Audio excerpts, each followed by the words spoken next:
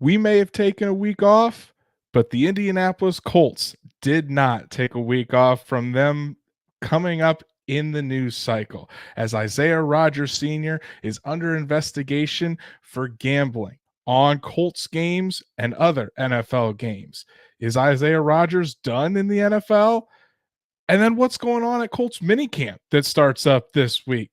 We're going to talk about that and a lot more. Welcome to the Horseshoe Huddle Podcast presented by Fan Nation on SI.com, part of the Fans First Sports Network. My name is Andrew Moore, and I'm back from Jamaica. Good to be back with Drake Wally, my co-host here at Horseshoe Huddle. Drake, it's good to see you, man. How was your week off? At least from the podcast, I know you were writing away on Horseshoe Huddle like always, but hey, it's good to be back to talk some Colts football with you, brother. Yeah, dude, it's good to see you back. Glad you had a good vacation. I had to fill my time doing something, so I guess I just continued to talk more about the Colts than usual was the only difference.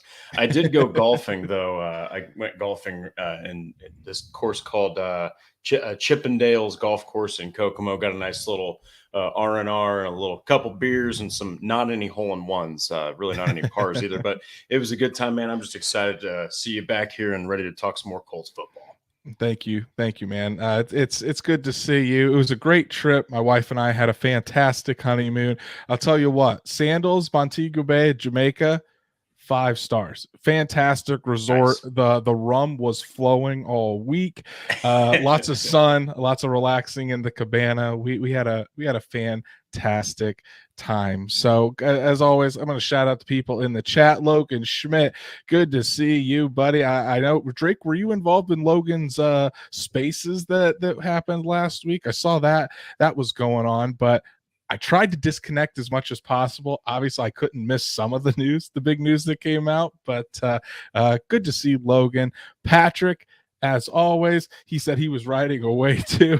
Yeah. Just kidding. He's very Patrick. You're always a legend, buddy. And then my wife actually isn't home with me. She's actually up at the lake, staying with her grandparents for the week. So she is still technically on vacation.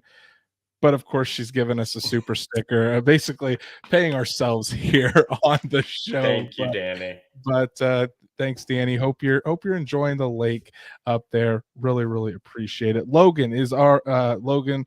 I already mentioned you saying better have the drink lists of tequila. Have drank lots of tequila. Drank some tequila, but mostly it was rum down there. And then Nathan, good to see you. Who replaces Rodgers? Well, Nathan, we're going to answer that. Who will possibly replace Isaiah Rodgers? But Drake, the people might have forgotten since we took a week off that they need to go follow us on all the things. Go ahead and like Horseshoe Huddle on Facebook. Follow Colts at Colts on FN on Twitter. Subscribe to the YouTube channel and hit that bell so you know when Drake and I are going live, whenever Destin and Shot are going live. Because even though the Colts, after this mandatory minicamp this week, will be off until training camp, we're not going to be off all summer long. We're going to lead you right up to training camp all throughout the season. So make sure you tune in for that. And if you can't catch us live, Apple, Spotify, Google, wherever you get your podcast, we're on there as well. So there's really no excuse for you to miss an episode of the Horseshoe Huddle podcast. But I've blabbed long enough. The people came here to talk some Colts football, so let's do that. And of course, this came out almost a week ago, but we're going to dive into it tonight. Isaiah Rodgers Sr., the cornerback for the Indianapolis Colts, is currently under investigation by the NFL for allegedly placing bets, multiple bets. And when I say multiple, I mean in excess of maybe 100 various bets last season on NFL games, games that included the Indianapolis Colts. It's come out that some of those bets, most of those bets were between maybe $25 and $50, but there were some bets that exceeded 4 figures. So over $1,000 bets that Isaiah Rodgers Sr. allegedly made on these NFL games. As of right now, the NFL has not come to any conclusion on that. The NFL has not levied any punishment on Isaiah Rodgers Sr. At this time, but it seems like especially since he put out a tweet basically apologizing for what he has done. It seems like it's only a matter of time before the news comes out that the NFL has found Isaiah Rodgers Sr. guilty of this. The reports are that he used a third party account to make these bets, an account that was under his cousin's name. And I want to give a shout out to our very own Destin Adams at Horseshoe Huddle for Yeah. breaking this. For the story had come out, but Destin was the one first on the scene with the name of the player that was being investigated by the NFL. So shout out to Destin there for all of his hard work and grinding on this to break that story. But Drake, while all this was happening, I was on the beach. I saw it. So I had an initial reaction in my head, but I want to know what went through your mind last week when this came to revelation that Isaiah Rodgers Sr. was allegedly gambling on NFL games. Yeah, when it first came out, I was like, my first thought is, this sucks regardless of who it is, Mm-hmm. But of course, then it was leaked that it's maybe not outside of Colts fan bases, is it like a super well known name, but it's still a well enough known name. And when it became known that it was Isaiah Rodgers Sr., it's just kind of like anybody would have been shocked, and just kind of confused. There's a lot of frustration. You've heard everything from, the highest levels of anger to the lowest levels of, you feel bad for the guy. I think that it's an extra dash of frustrating because you've already had two examples that the NFL has set in the forms of Calvin Ridley and multiple Lions players that got their respective, I think, like 8 or like half season or full season suspensions. Some, I think, even got released. So you've got a clear cut example on what the NFL does, by the way, to like 5 bets, for per person. Now we're talking Mm-hmm. about hundreds that involve your own team. I think Zach Hicks actually said it, that he had like a 4-leg parlay or a 5-leg parlay on the Falcons. Okay, like that was it. And he got a year suspension because he did it in the facility too. So some of those bets that you've seen before Isaiah Rodgers, you're kind of like, well, that was stupid. And now you're looking at a couple hundred through another person's account. So obviously it was well known what he was doing. But you do feel for the guy in a way because you don't want to watch someone throw away their career. So obviously we're not here to bash on him. He knows, like it's been said, he knows exactly what he did. But at the end of the day, it's frustration and confusion, and now you're thinking what's going to happen next. So. Exactly. I want to give a shout out to Lawrence Stockner here for the $5 super chat. Lawrence says, "Sup guys, keep up the great content. We appreciate you, Lawrence. And if you guys want to have your comment highlighted like Lawrence here, go ahead and throw in a super chat, or if you have a question, we'll be sure to highlight that. So Lawrence, we greatly appreciate your support. Glad you're enjoying all of our content here at Horseshoe Huddle. But Drake, yeah, for me, when I first saw the news, I wasn't really anger. For me, it was just disappointment because I mean, you think about Isaiah Rodgers Sr. and this kid has gone from a 7th round pick out of UMass, who wasn't a lock to even make the team as a rookie, and the kid has just grinded. I mean, he's grinded his entire career, coming from a guy that was only used as a kick returner to getting some snaps here and there on defense, to really showing what he could do on defense, and a guy that we thought should have been a starter at cornerback last year. This was the year for Isaiah Rodgers Sr. This was going to be the season that he was finally going to establish himself as a starter on this Indianapolis Colts defense. The coaches just wouldn't be able to keep him off the field. It's but it's disappointing in that he's finally going to have his opportunity. He's in a contract year nonetheless, could cash in on a big deal, whether it's with the Colts or whether it's someone else, or at least cash in on some starter money. I mean, because when you're a 7th round pick in the NFL, that contract is not very big. So you have all this opportunity right in front of you. And with the news of this coming out, it's you can pretty much guarantee that it's all going to be wiped away. I really we'll kind of get to our predictions of what we think if he is found guilty. what the punishment might be, if he's still going to be with the Colts and all that. But it's it's a dumb mistake, but it's also a dumb mistake that could cost this young man his entire career, especially when you're betting. Especially when you've already seen players in the NFL, like you mentioned, Calvin Ridley being suspended for a year. Then we have the Detroit Lions players who have been suspended also for betting on games. You see all that, and you try and you still go ahead and bet. And what Isaiah Rodgers knew what he was doing was wrong.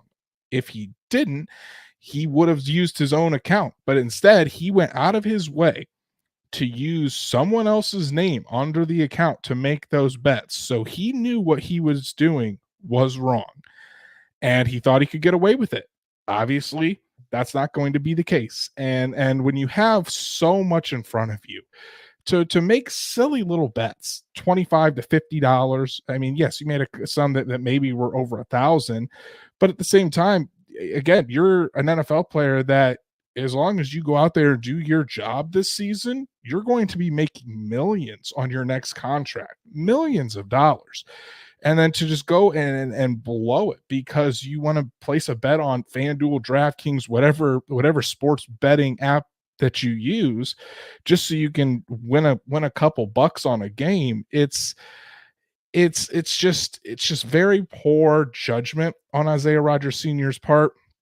And it's something that he's going to look back on, and I think he probably already does regret it tremendously. But this could be a life-changing punishment or a life-changing choice that Isaiah Rodgers made to be a millionaire from and sign a big contract for years to come, or to have your football career just completely wiped away. Before I get your response, Drake, I want to highlight Patrick's super chat here, the legend himself. Great, thank you so much for the super chat. Patrick says, "Dude is about to make that XFL starter money." I mean, hey, his NFL career could be over, but I mean, there is the XFL, the USFL.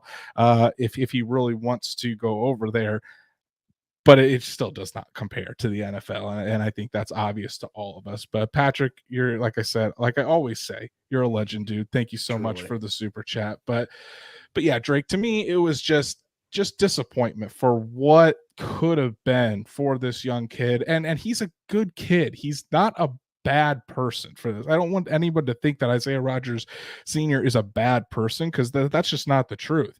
It's just a dumb mistake, but it's going to be a crucial mistake in his life.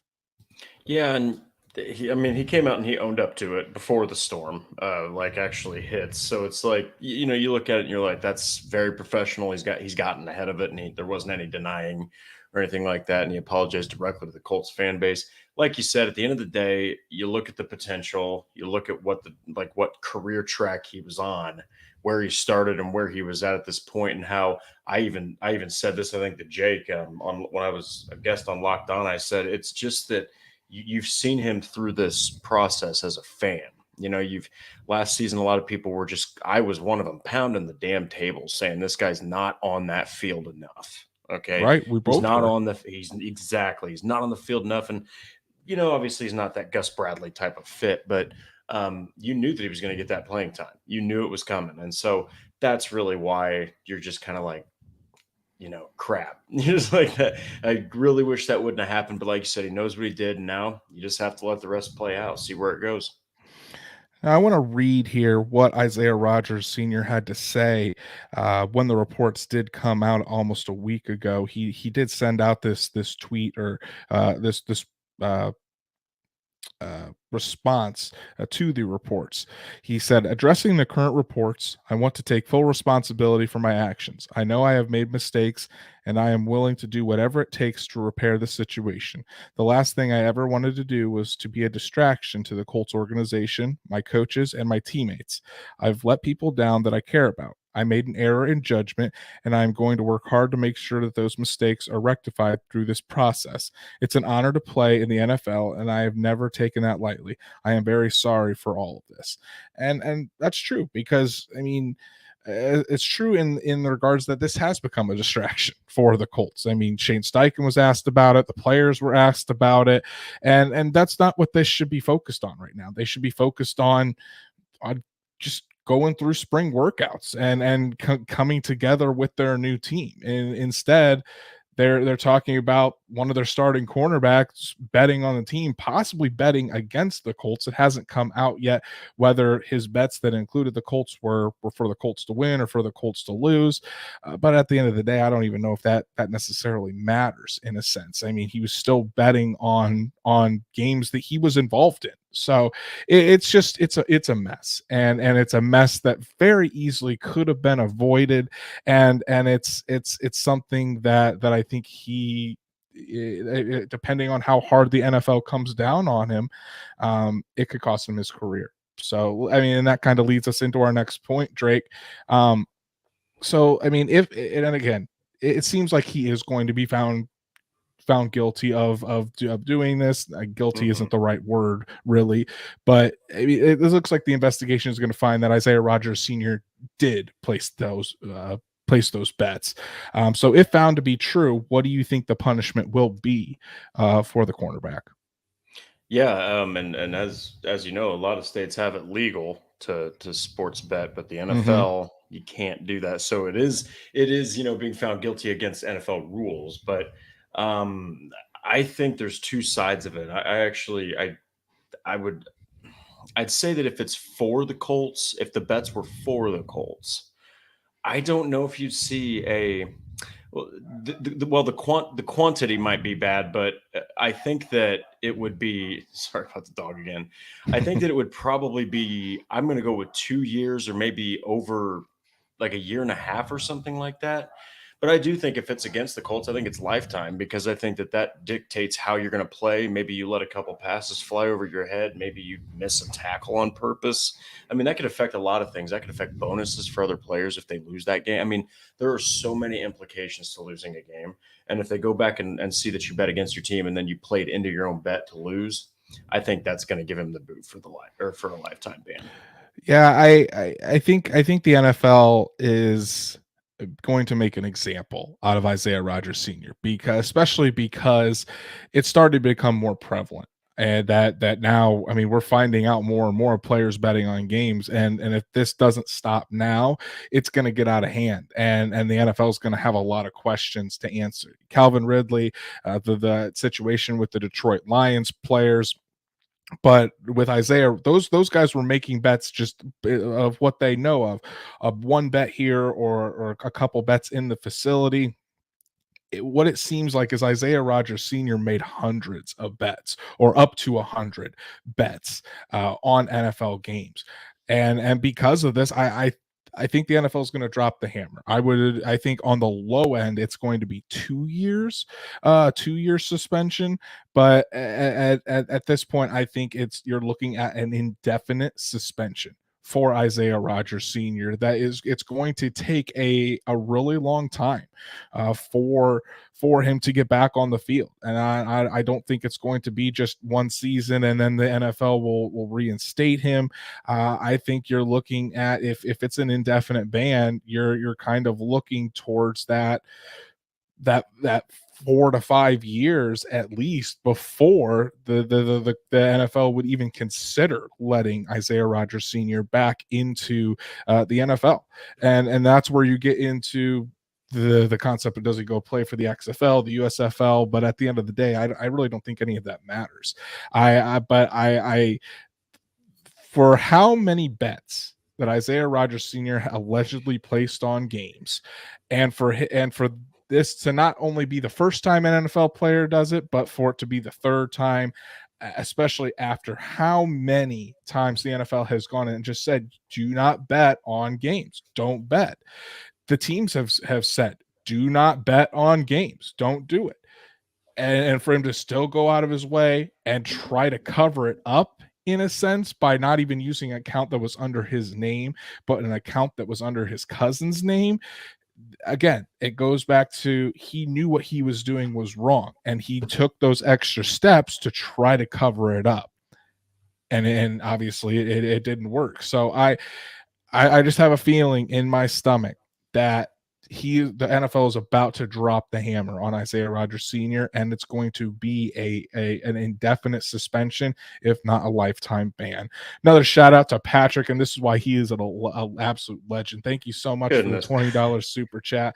Patrick says, with the Thank you, good NFL full sir. scale embracing sports betting, the onus should be on the league to put into place a set of hard stop rules for players so they can play. It's ridiculous. Sports you can bet on where you can, max bets, etc. And then he says the hypocrisy is unnerving. And Patrick, I agree to an extent. I mean, you're out there, and you say the NFL, or you're on NFL Network and you see the headline, Isaiah Rodgers Sr. being investigated by gambling. And then the very next, as soon as that segment is over, there's a DraftKings commercial saying, here's a $25 free bet if you place a 3-game parlay on the NFL games this weekend, or something from FanDuel, or NFL Total Access sponsored by DraftKings, something like that. So I mean, it is there is a level of hypocrisy there. It's true. And if the NFL is wanting to embrace this so much, they need to, like Patrick said, it should be on the league to put this in place, a hard stop for the players, so they can, so they would be, either they are able to bet, or make it so that they kind of separate themselves from this all. It's such a tricky situation, I think, because sports betting is now legal almost everywhere. So you're not going to be able to get away from it. But there has to be something that is put in place to make sure that this does not continue, in my opinion. Yeah, I 100% agree, because I think that, I mean, don't get me wrong, everyone could say, well, that was a stupid move. Well, it's almost like the line, like the rules aren't entirely clear. You know what I mean? Like, he's making a great point here, Patrick, is because this is the third time it's happened. And look, maybe the NFL can make an example, out of Isaiah Rodgers, but let's say that they don't, is this just going to keep on happening? Well, in that case, they need to put down some legitimate ground rules, maybe even a hierarchy or like a tier system of punishments or something like that. Just something that's clear. Right, a tier system that says if you bet on games in the facility, no matter how many or who it's on, you get a year suspension. Or if you make 5 bets, it's 2 years. Just something, or just put that hard stop and say, if you bet on games, period, you're done. You're out of the NFL for life. Something like that. It seems rough, but that'll get a lot of people to stop. That would. It really would. Shout out to Inside the Shoe for his super chat, saying crazy they'll have betting kiosk in stadiums soon. And it's very true. It's there's not going to be a way to really get away from this. There's betting, sports betting is going to be there in the NFL, and players just have to, they just can't do it. It's as simple as that. So shout out to, again, Patrick, Inside the Shoe. You guys are awesome. Thank you so much for all of your support. But Drake, before we put a bow kind of on this Isaiah Rodgers situation until we hear a final verdict, what do you think the Colts should do at cornerback? I mean, you're losing a starter, and now are you really going to sit there and show faith in all of these young rookies? It's tough. There's still a lot of good cornerbacks out there that could be signed. So what do you think the Colts should do at the cornerback position with this news? There's 2 different angles. I think that if you're playing aggressive, and you're like, look, we want somebody to come in and be a leader to help these younger guys. Because look, regardless of if it's somebody who's high level or on the depth end, these rookies are going to be starting. One of them is at least going to be starting. Okay, that's my full belief. Juju Brents is at least going to be out there starting. So the aggressive option is to go sign Marcus Peters. I think that's an angry man. That is one of the angriest defensive backs I've ever seen in my life. And that dude is not afraid to put his hands on you. He's physical. He'll bring that that tenacious atmosphere and that attitude to the Colts, which after something like this, maybe they need somebody like that to come in and really control the locker room. Ballard knows him well, from his Kansas City days. And this guy used to legitimately light the league on fire. He's a little bit less now, but he's 30, I think he's 30 years old. I think the conservative option, which is what I think they would go with, I don't think they're going to go with Marcus Peters. I think Casey Hayward or Fabian Moreau. Mm-hmm. One is 34 and he's got a wealth of experience. He'll be a depth piece. So you're still probably going to have Juju Brents as a cornerback 2 or 1 or whatever you'd like to put him in, unison with Kenny Moore. Fabian Moreau's more of kind of that experience, but he's actually coming off of a great season with the New York Giants. But he's more of that like 29-year-old that's going to get you probably a couple years, and he's not going to go out there and light your defense on fire, but he provides a spark. So I think it's either, if you want aggressive, go Peters, conservative, it's Hayward or Moreau. Yeah, I would agree there. I think I love all three of their fits within Gus Bradley's defense. I mean, they're big corners, they're physical corners. I think any one of them would fit. If you're signing Marcus Peters, I think you're signing him to be your starter opposite of Juju Brents with Kenny Moore there in the slot. If you're looking for someone to add depth, like you said, Casey Hayward, Fabian Moreau, both of those guys would be great there as well. I think it's all going to depend on what happens here. I mean, what has already happened this spring in OTAs, and then what happens throughout mandatory minicamp this week. How comfortable are the Colts going to be going into the season with possibly the only player with considerable starting experience at the cornerback position being Kenny Moore II. So are they comfortable with having Juju Brents and then a competition between Darius Rush and Dallas Flowers as the other cornerback on the outside? Or do you go out and sign Marcus Peters? The money I don't think is a big deal for the Colts. They have $20 million in cap space still, so they could go out and sign really anybody they wanted to a 1-year deal. And if the Colts really do think that they would need somebody of the caliber of Marcus Peters, I don't think you necessarily would need $20 million to go sign him. I think you could sign him on a 1-year deal probably for $10 million. 10 or 11 million. And that could very easily get done, considering we are encroaching the middle of June now. So I do think that the Colts at this point, their hands are tied.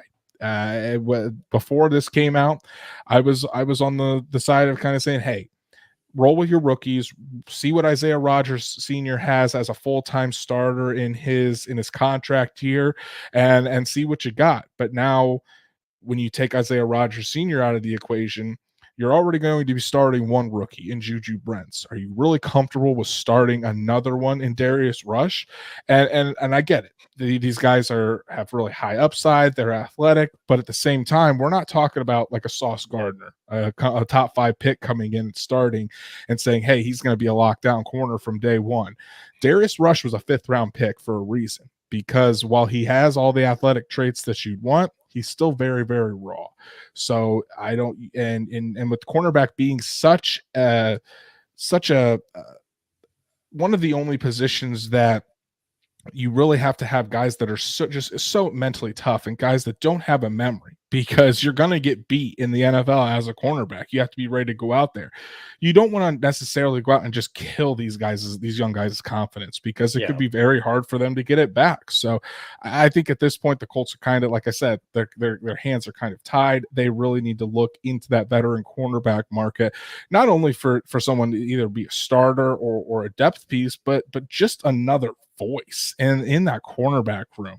I mean, outside of Kenny Moore, you're talking about every other player on maybe, I think Tony Brown has a couple years under his belt, but Dallas Flowers is entering right. Dallas Flowers is entering year 2. The rest of the guys are rookies. So just to have another veteran presence in that cornerback room, I think is going to be absolutely huge. Yeah, and I'm kind of leaning more to the side of, look, even if it's a lower end, cheaper veteran, go get somebody that's got league experience, because this defensive back room, I don't care how mentally tenacious Juju Brents might be or Darius Rush's ceiling is, they are brand new to this league and they could really use it right now. So go spend a little bit of money and just get a veteran presence in there, whether it's high end or low end. So we'll see.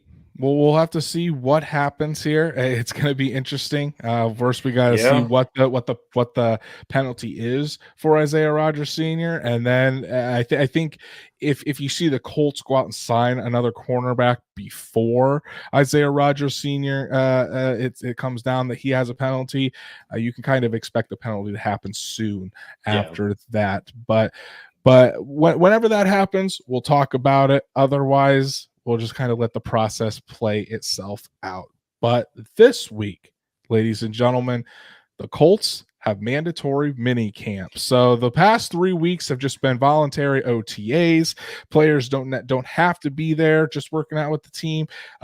This is the first time that the entire team will all be together. Now, the Colts have had very high attendance at OTAs, so you won't see much change, if at all. Almost every single one of the players has been there working out at OTAs, getting used to the new coach, the new system there on offense. So it's won't be too much of a change for the Indianapolis Colts, and that's honestly really good to see that all those guys are already in the building. But as mandatory minicamp kicks off this week, you guys got to know all of the eyes are going to be on Anthony Richardson, the quarterback out of Florida, the number 4 overall pick. They pretty much have all been on Anthony Richardson throughout OTAs, but now with mandatory minicamp opening up, the media having access to all 3 days of those mandatory minicamp practices, all eyes again will be on Anthony Richardson. So Drake, what do you want to see? What do you want to see out of number 5 there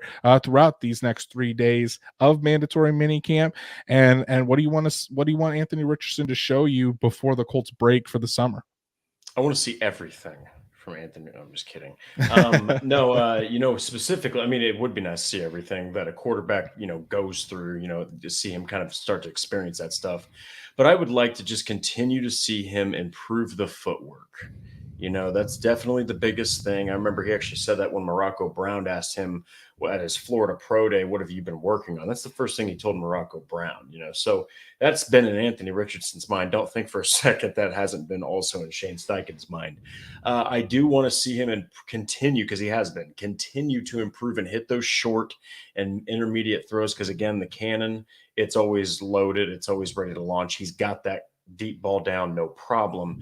But defenses will just sag back and they'll make you throw short. So you got to be able to hit those gimmies. I think to showcase the strengths and continue to impress everybody. A lot of people are wowed, and they're not just saying this either. They're legitimately blown away by this guy and what he's already been able to do.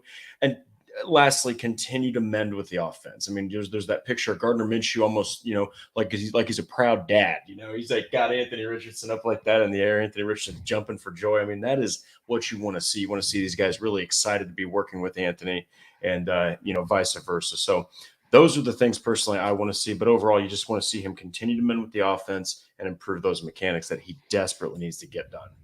Right. I'm right there with you on the mechanic portion of it. You just want to see consistency with those mechanics. There's going to be ups and downs. They're really that's just how it's going to be all season for Anthony Richardson.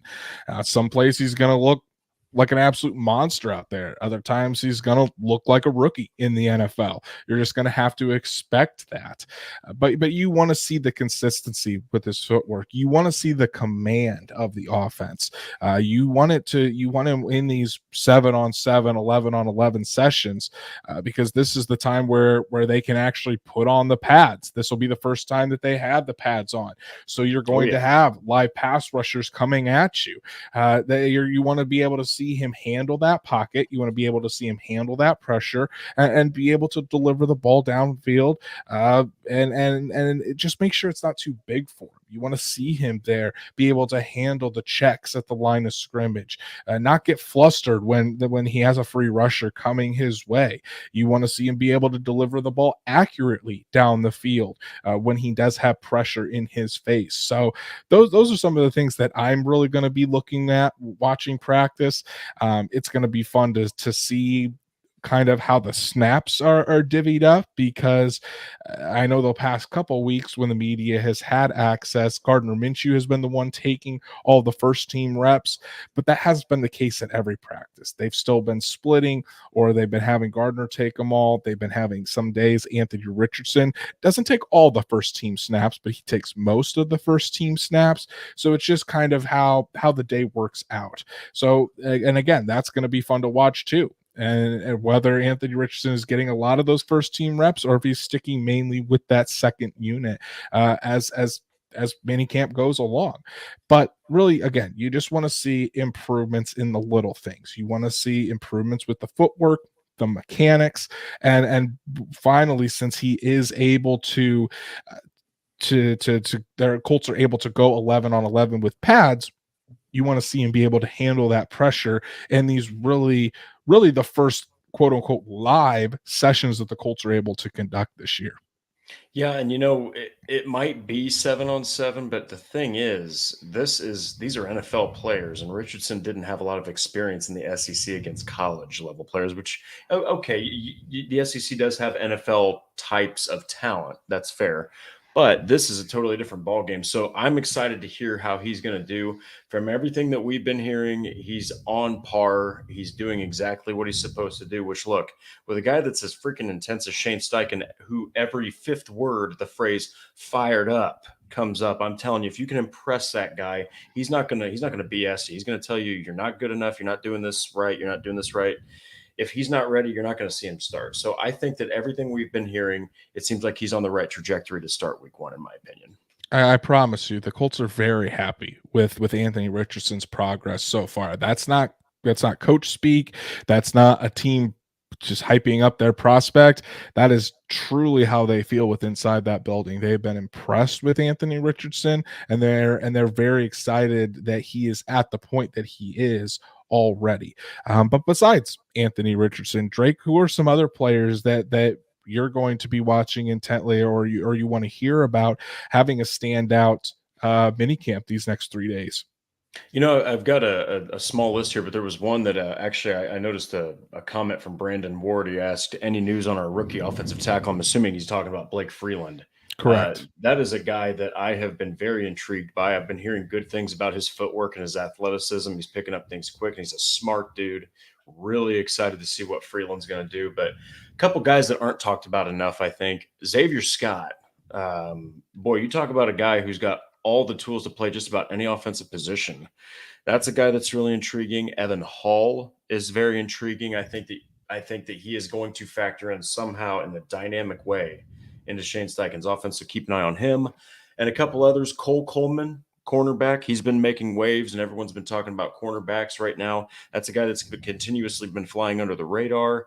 I think the other three are, I want to see Emil Akiyor and Will Fries. I want to see both of them and how they're going to do. And lastly is Samson Ebukam. I want to see him, going up against the Colts offensive line and just like continuing to mend with the team, because I think you and I are very high on Samson. I think we both think he's going to bring a lot of intensity to that defense. Right. Brandon says he was actually asking about Jake Witt. Oh, Jake Witt. But Brandon, Jake Witt, really not too much has came out about him. Jake Witt's going to be a project. He's been running with the third team.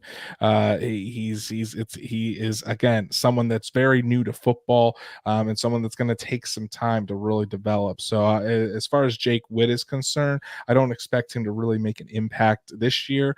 Maybe a couple years down the line, we'll have to see. But yeah, Samson Ebukam is definitely somebody I want to watch at that Leo spot. Going up against another guy that I'm going to be watching, Bernhard Raimann. Because Bernhard Raimann added 15 pounds of muscle this offseason. And what was the biggest thing that we said that Bernhard Raimann really needed to work on? His play strength and his anchor. And it seems like that's really what he has focused on. And Brandon is his former high school head coach. So hey, great to have you on, Brandon. But definitely we're watching Jake Witt throughout the season. So but yeah, I think Bernhard Raimann there at left tackle, who are all expecting to take a big leap there in that second year, going up against Samson Ebukam, who is a guy that is really getting his first starting experience and his first time as the guy at that Leo spot. So of course that's who we're someone we're going to want to watch. I want to see if Josh Downs is able to go out there and be healthy, the type of impact that he can have at the slot position. And then again, watching some of those cornerbacks. I don't think that Juju Brents is going to be out there because of the wrist. We'll have to see if Darius Rush and his hamstring is healed up to see what kind of impact he is going to have out there. But there's just so many different things that you just want to see guys, just those little improvements. I saw a comment here from Nomadic Brian saying he wants to see the offensive line looking good. Hopefully, our offensive line is not being pushed back into the quarterback this year. Yeah. That's something that is going to be really fun to watch too. How is the offensive line going to be able to build on, I wouldn't say a solid second half of the year, but we saw them start to come together. Now, can that continue this spring and into this summer? Because all of those guys, like we said, Bernard Ryman needs to take that next step. Then you got the three guys on big contracts, Quentin Nelson, Ryan Kelly, Braden Smith. Those guys need to play up to their big contracts. Will Fries, if he wants to hold on to that starting right guard position, he, again, needs to take another step forward too. Every single one of these starting offensive linemen needs to either take a next step or they need to play up to the level that we know they're capable of doing. When you're having a team that has a rookie quarterback and one of the best running backs in the league in Jonathan Taylor, having that offensive line playing well is going to be so important for the success of the Indianapolis Colts this season.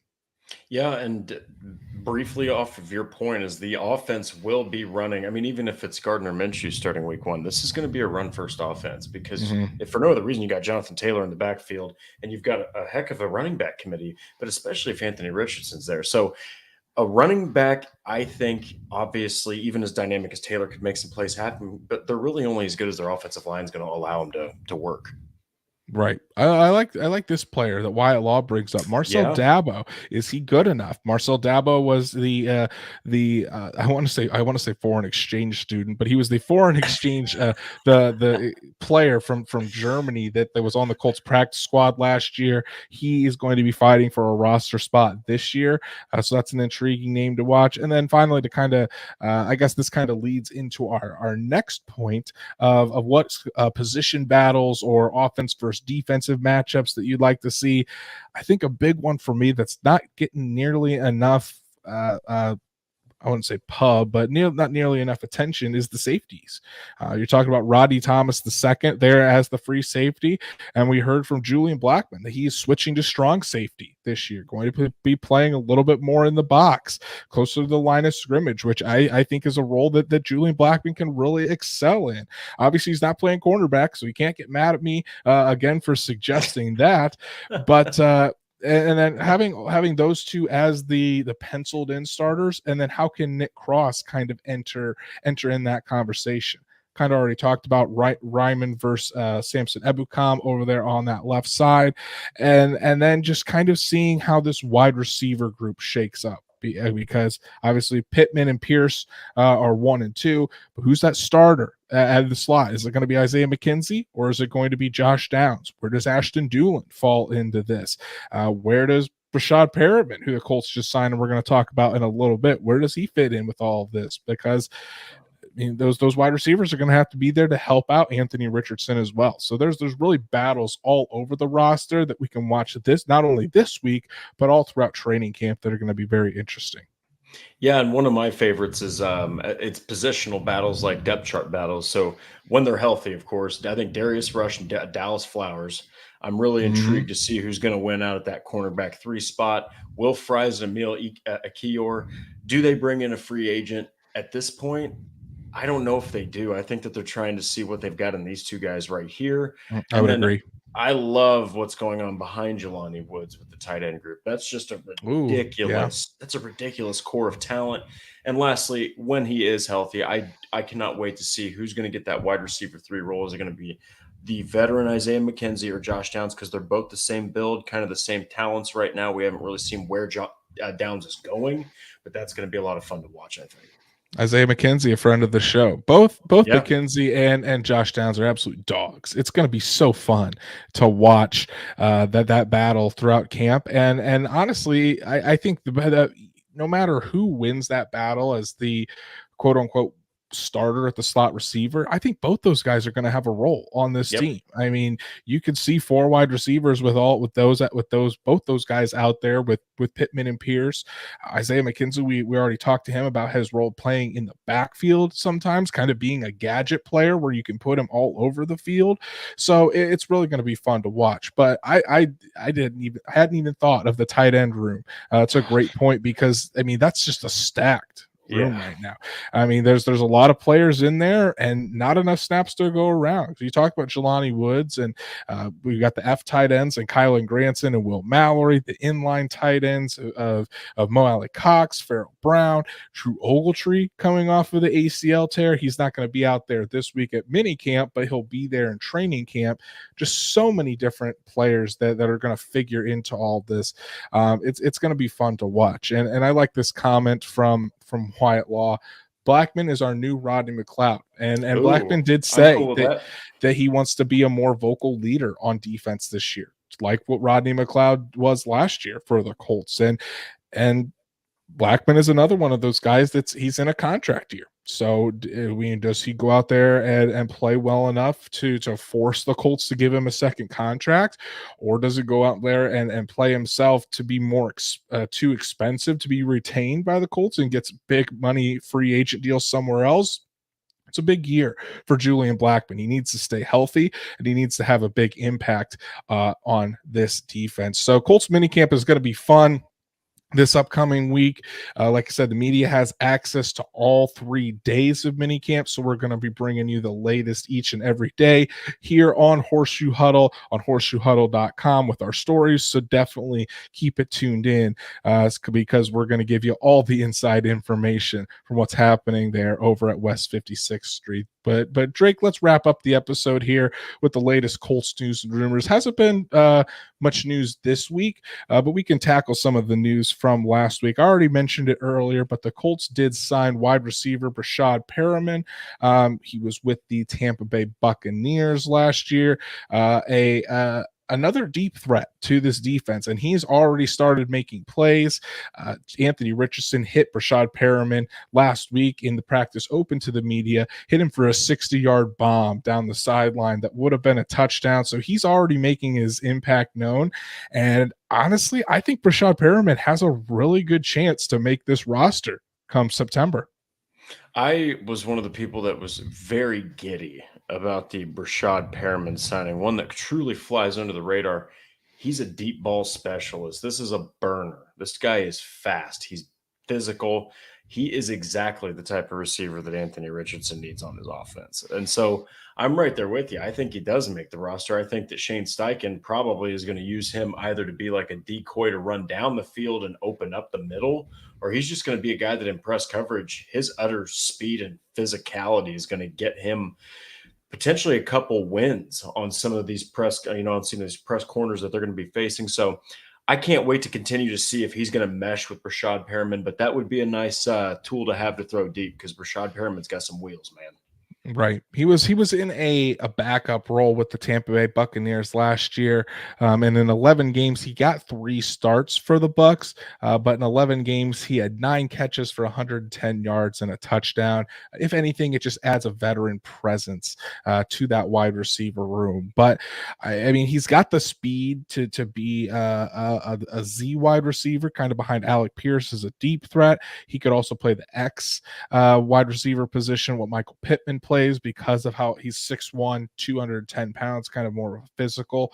But if I had to put money on it right now, I would say Brashad Perriman is the 6th wide receiver to make the team. If the Colts only keep 6, I would say he would get the nod probably over Mike Strawn. We'll have to see what happens throughout obviously the summer and the preseason games. Maybe this is the kick in the pants that Mike Strawn needs to really finally come on and start realizing some of that potential. But if not, Strawn could be out the door. I think the Colts have given him plenty of chances, and maybe not on the field to show it, but he's had numerous chances in practice to go out there and prove it. And then when he has been on the field, he really hasn't shown too much. So it'll be interesting. I like Brashad Perriman's game, and it's certainly a fun ad to watch this at this time of the year. And then to make room for Brashad Perriman, the Colts waived wide receiver Tyler Adams, who was an undrafted free agent.